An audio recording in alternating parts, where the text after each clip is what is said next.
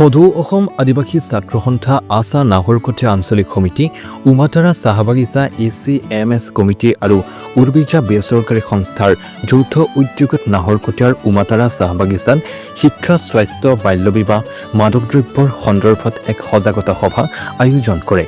আছা নাহৰকটীয়া আঞ্চলিক সমিতিৰ সভাপতি অজয় গোৱালাৰ সভাপতিত্বত অনুষ্ঠিত সভাত উদ্দেশ্য ব্যাখ্যা কৰে আছা নাহৰকটীয়া আঞ্চলিকৰ সহকাৰী সম্পাদক কেলমেন চাউৰাই। সভাখনিত আছা ডিব্ৰুগড় জিলা সমিতিৰ প্ৰচাৰ সম্পাদক মিখেল পূৰ্তি, সাংবাদিক সুব্ৰত লৌধ, উমাতাৰা চাহবাগিচা ACMS কমিটিৰ সম্পাদক কান্ত নন্দ, বাগিচাখনৰ কৰ্মচাৰী মধুমোহন বৈশ্যৰ লগতে কেইবাজনো আছা আৰু অসম চাহ মজদুৰ সংঘৰ বিষয়ববীয়া উপস্থিত থাকে।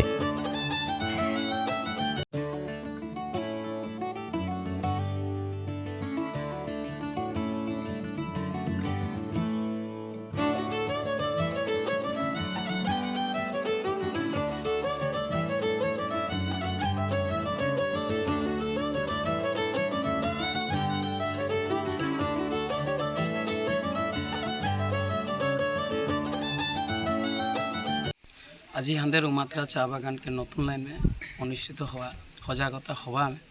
विभिन्न धरण के आलोचना करा हले जेरकम शिक्षा,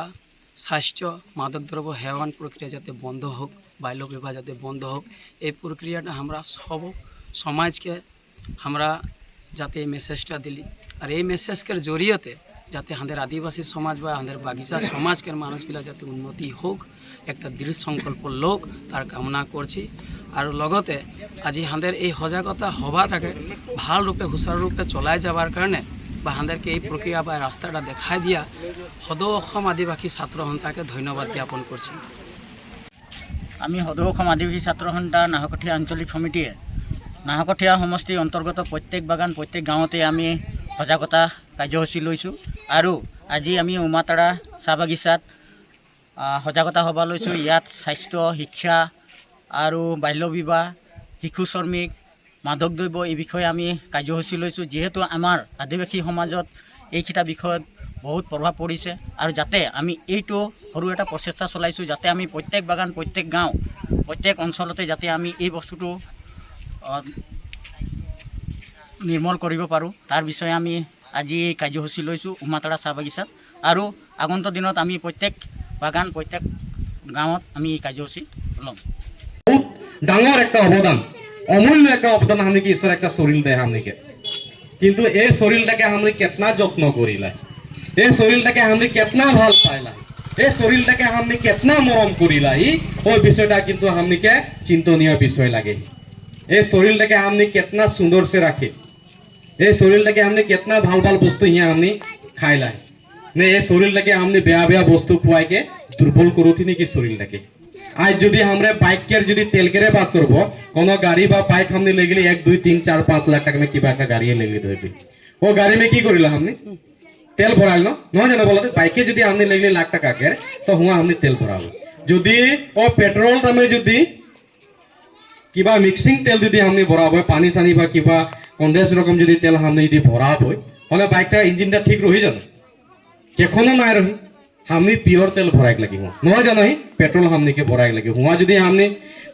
पेट्रोल के मिक्स पानी संगे कि मिक्स करके भराबो तो हमने के इंजिन बेया होय संभावना है। जखन 1 लाख टकिया 1.5 लाख टकिया बाइक टके जखन हमने ভাল तेल भराल किंतु एक काले हमने ভাল बस्तु एटाके व्यवहार ना करी ভাল खाद्य काले एटाके हमने व्यवहार ना करी ये शरीरटाके हमने बेया करे जिगला बस्तु है ओइगला हमने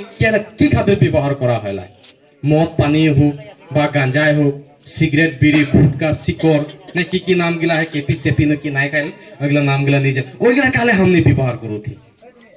এক হৈছে বহু আমি বস্তু মানিবলগীয়া হৈছে। গতিকে স্বাস্থ্যটো আপোনালোকে সেই নিজৰ ঘৰত থকা ল'ৰা ছোৱালী সেই স্বাস্থ্যখিনি চোৱাৰ দায়িত্ব পিতৃ